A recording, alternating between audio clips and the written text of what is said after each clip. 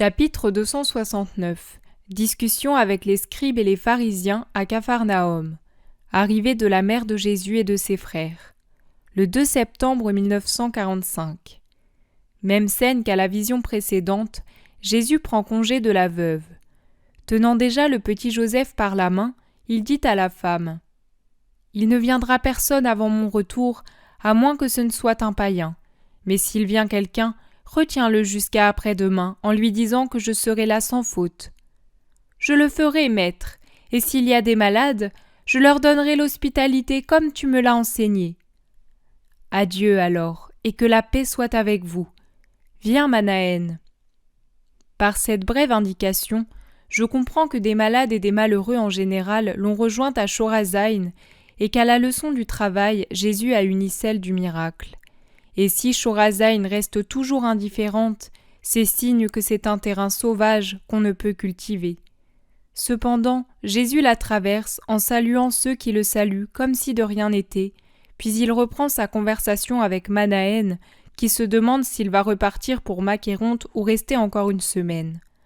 Pendant ce temps, dans la maison de Capharnaüm, on se prépare au sabbat. Matthieu, boitillant, reçoit ses compagnons, leur sert de l'eau et des fruits frais, s'informe de leur mission. Pierre fait la moue en voyant que des pharisiens flânent déjà près de la maison. « Ils veulent nous empoisonner le sabbat. Je proposerais bien d'aller à la rencontre du maître et de lui conseiller d'aller à Bethsaïde en laissant ces gens-là déçus. »« Et tu crois que le maître le ferait ?» demande son frère.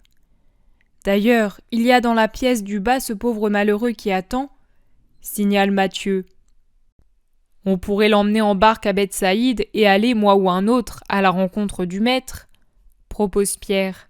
« Peut-être, dit Philippe qui, ayant de la famille à Bethsaïde, s'y rendrait volontiers.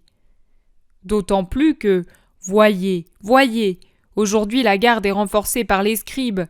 Allons-y sans perdre de temps. Vous, avec le malade, passez par le jardin et en route par derrière la maison.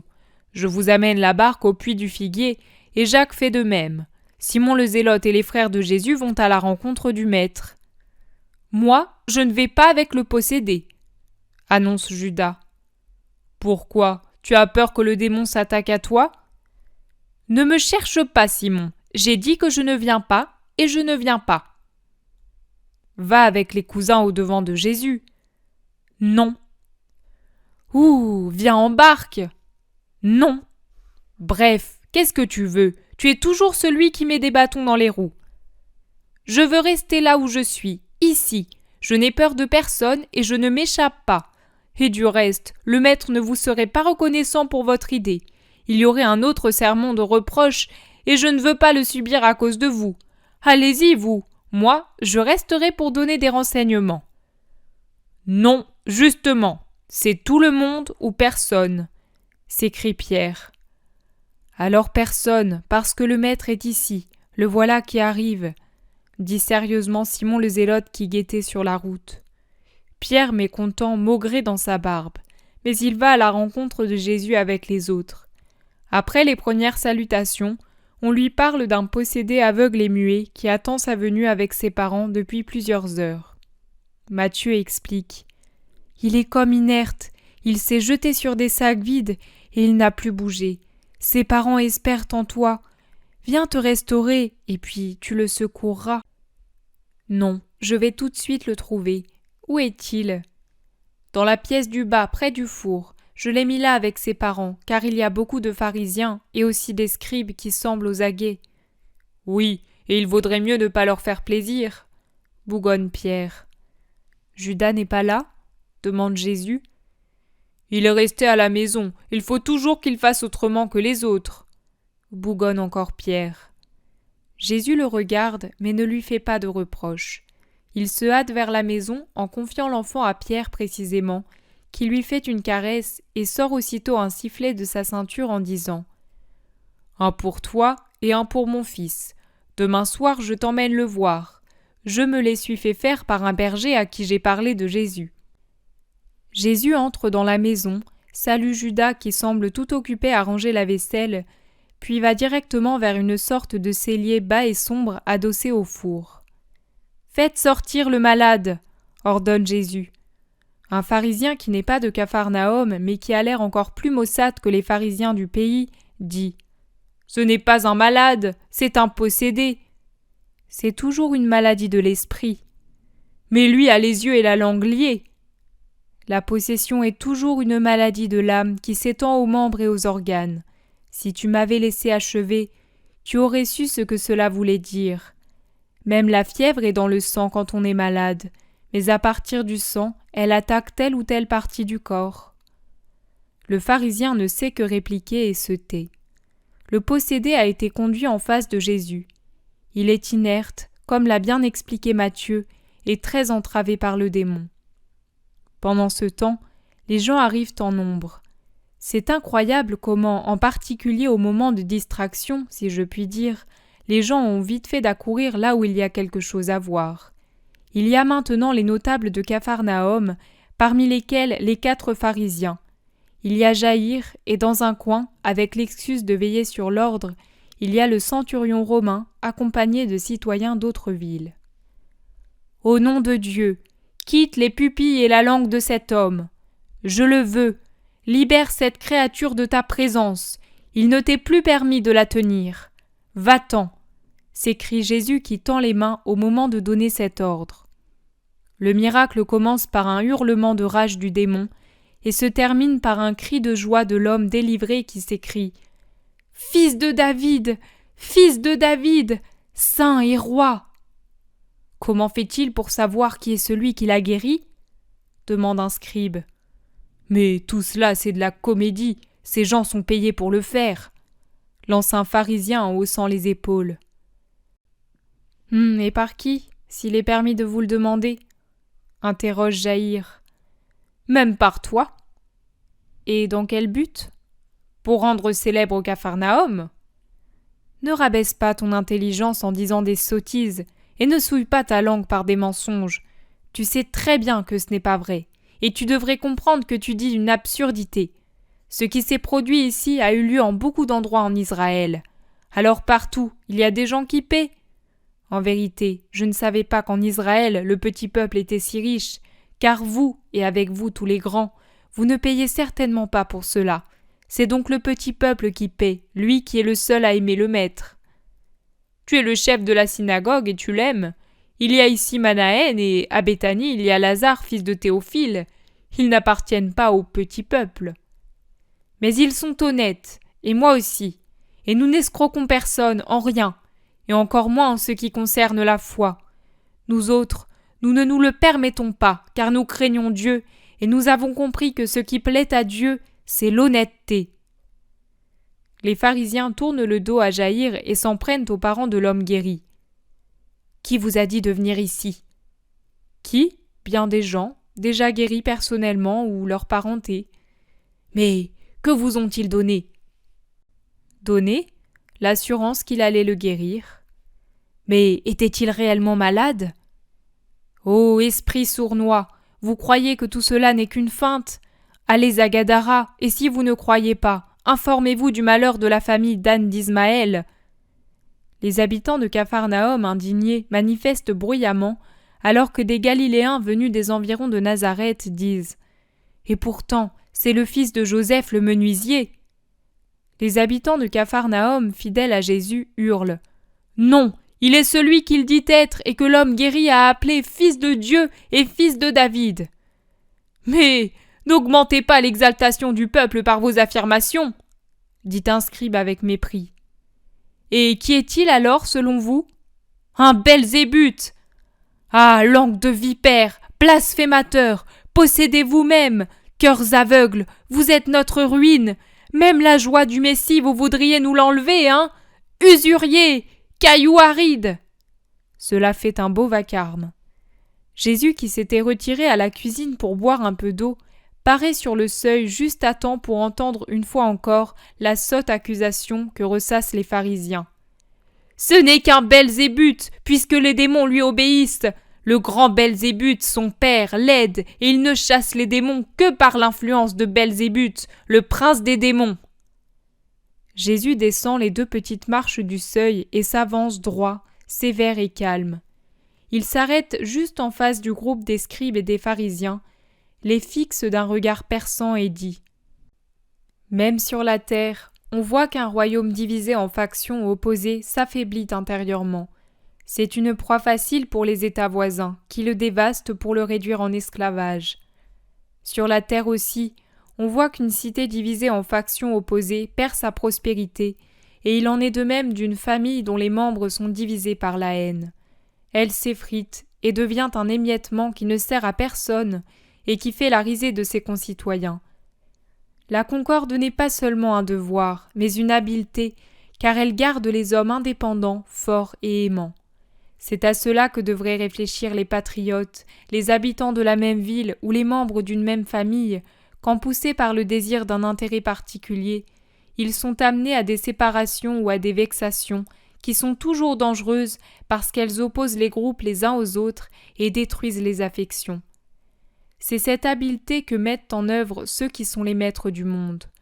Observez Rome et son indéniable puissance si pénible pour nous.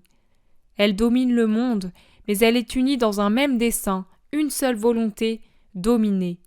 Même parmi eux, il doit sûrement y avoir des désaccords, des antipathies, des révoltes, mais cela reste au fond. À la surface, c'est un seul bloc, sans faille, sans trouble. Tous veulent la même chose et y parviennent parce qu'ils la veulent, et ils réussiront tant qu'ils voudront la même chose. Prenez cet exemple humain d'une habile cohésion et réfléchissez. Si ces enfants du siècle sont ainsi, qu'est-ce que ne sera pas Satan ? Eux, pour nous, sont des satans, mais leur diabolisme de païens n'est rien en comparaison du satanisme parfait de Satan et de ses démons. Là, dans ce royaume éternel, sans siècle, sans fin, sans limite de ruse et de méchanceté, là où on jouit de nuire à Dieu et aux hommes, nuire et leur respiration, leur douloureuse jouissance unique, atroce, la fusion des esprits s'est opérée avec une perfection maudite, car tous sont unis par une seule volonté, nuire. Maintenant, si, comme vous voulez le soutenir pour insinuer des doutes sur ma puissance, Satan est celui qui m'aide parce que je serai un Belzébuth inférieur, le résultat n'est-il pas que Satan est en désaccord avec lui-même et avec ses démons, puisqu'il chasse ceux-ci de ses possédés ? Et s'il y a désaccord, son royaume pourrait-il durer ? Non, impossible. Satan est tout ce qu'il y a de plus fourbe et ne se cause pas de tort à lui-même. Son but est d'étendre son royaume dans les cœurs et non pas de le réduire. Sa vie, c'est de dérober, nuire, mentir, blesser, troubler. Dérober les âmes à Dieu et la paix aux hommes. Nuire aux créatures du Père tout en le faisant souffrir. Mentir pour dévoyer, blesser pour jouir, troubler parce qu'il est le désordre et il ne peut changer. Son être et ses méthodes sont éternelles. Mais répondez à cette question. Si moi je chasse les démons au nom de Belzébuth, au nom de qui vos fils les chassent-ils ? Vous voudriez reconnaître alors qu'eux aussi sont des Belzébuth ? Si vous dites cela, ils verront en vous des calomniateurs, et si leur sainteté est telle qu'ils ne réagissent pas à l'accusation, vous vous jugerez vous-même en avouant qu'il y a beaucoup de démons en Israël, et Dieu vous jugera au nom des fils d'Israël accusés d'être des démons.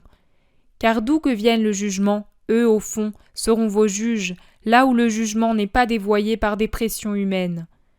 Ensuite, si comme c'est le cas, je chasse les démons par l'Esprit de Dieu, c'est donc la preuve que le royaume de Dieu est arrivé à vous, ainsi que le roi de ce royaume.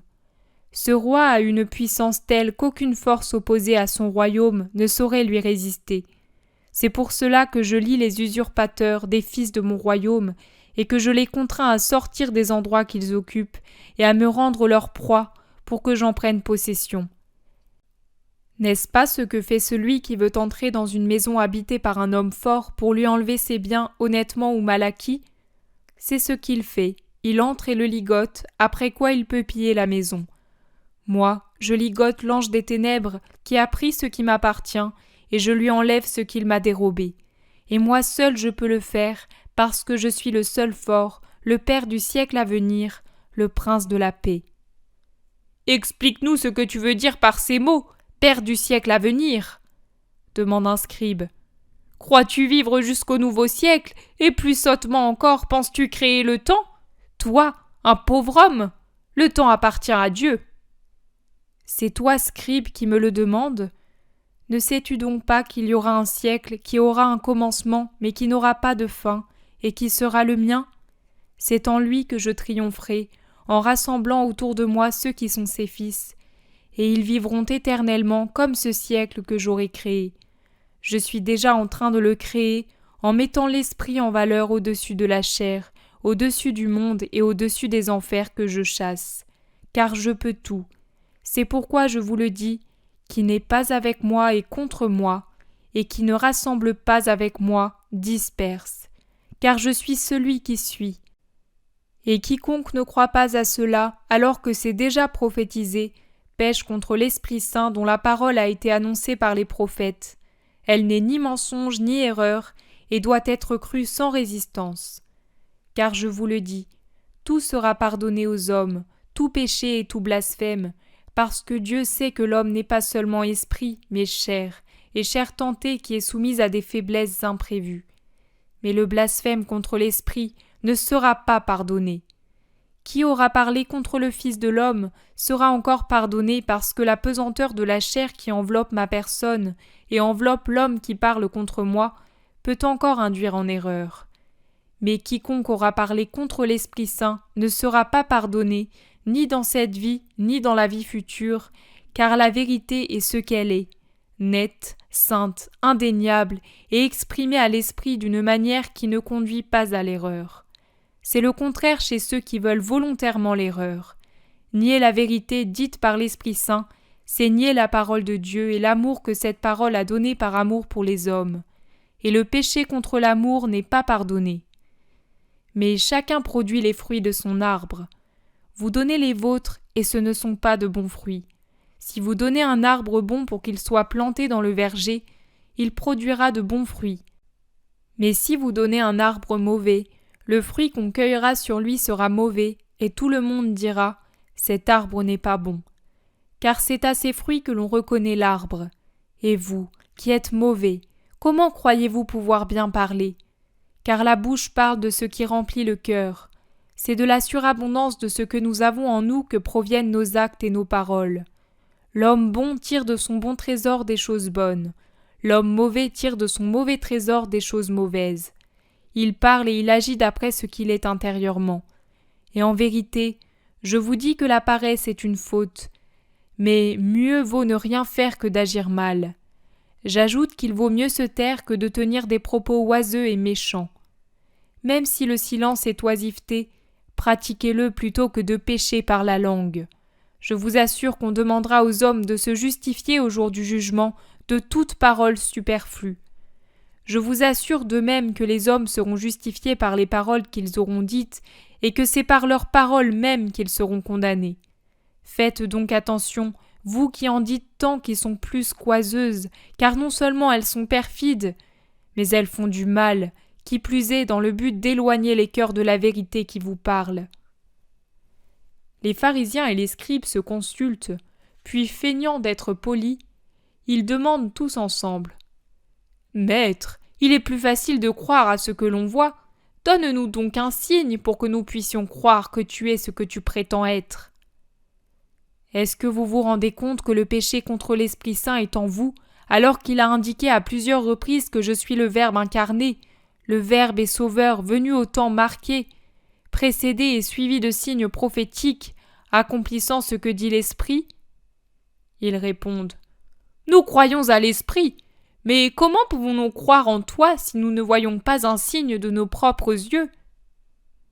Comment donc pouvez-vous croire à l'Esprit dont les actions sont spirituelles si vous ne croyez pas aux miennes qui sont sensibles à vos yeux ? Ma vie en est pleine. Cela ne suffit-il pas encore ? Non, je réponds moi-même que non, ce n'est pas suffisant. À cette génération adultère et perverse qui cherche un signe, il ne sera pas donné d'autre signe que celui du prophète Jonas. En effet, comme Jonas est resté 3 jours dans le ventre du monstre marin, ainsi le Fils de l'homme restera 3 jours dans les entrailles de la terre. En vérité, je vous dis que les Ninivites ressusciteront le jour du jugement avec tous les hommes et qu'ils se lèveront contre cette génération et la condamneront. Car eux, Ils ont fait pénitence en entendant la prédication du prophète Jonas, et pas vous. Or il y a ici plus que Jonas. De même, la reine du Midi ressuscitera. Elle se dressera contre vous et vous condamnera, parce qu'elle est venue des confins de la terre pour entendre la sagesse de Salomon.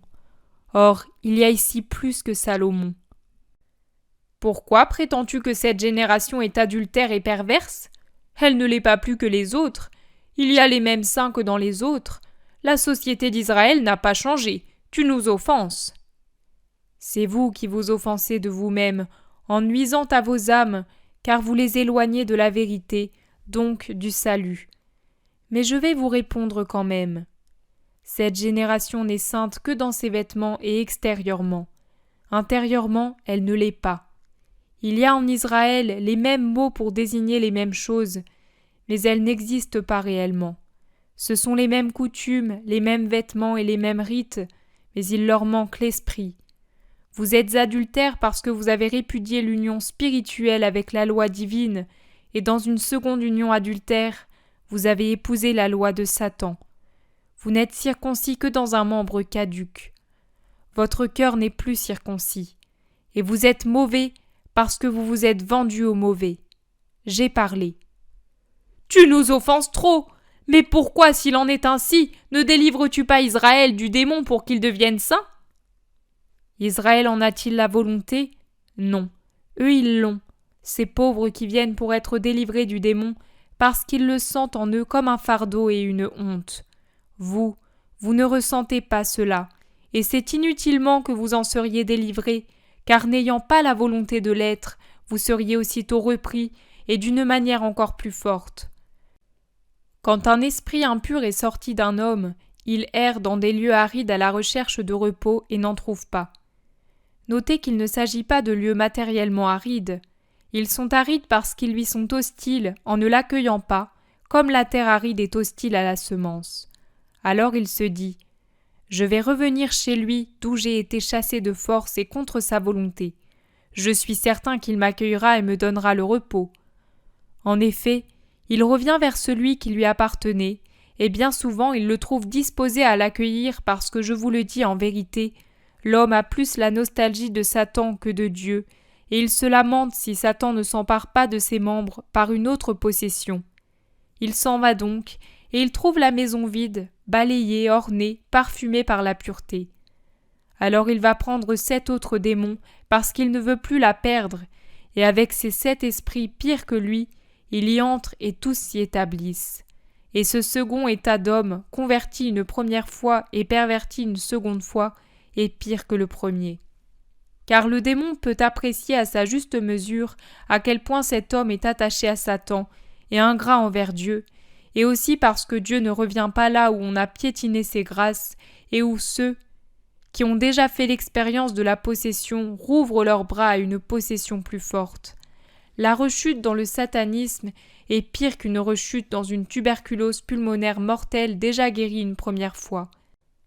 Elle n'est plus susceptible d'amélioration ni de guérison.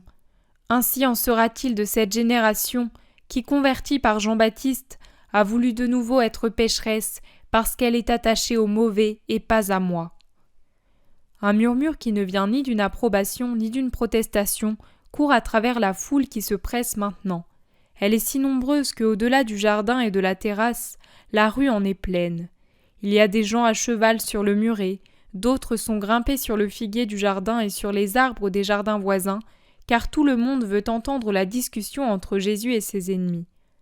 La rumeur, comme un flot qui arrive du large au rivage, se propage de bouche à oreille jusqu'aux apôtres les plus proches de Jésus, c'est-à-dire Pierre, Jean, Simon le Zélote et les fils d'Alphée. Les autres, en effet, sont les uns sur la terrasse, les autres dans la cuisine, excepté Judas qui est sur la route dans la foule. Pierre, Jean, Simon le Zélote et les fils d'Alphée saisissent ce brouhaha et disent à Jésus « Maître, ta mère et tes frères sont là. Ils sont là, dehors sur la route, et ils te cherchent parce qu'ils veulent te parler. Ordonne à la foule de s'écarter pour qu'ils puissent venir jusqu'à toi. Il y a sûrement une raison importante qui les a amenés à venir à te chercher jusqu'ici. » Jésus lève la tête et voit, derrière les gens, le visage angoissé de sa mère qui lutte pour ne pas pleurer, pendant que Joseph, fils d'Alphée, lui parle, tout excité,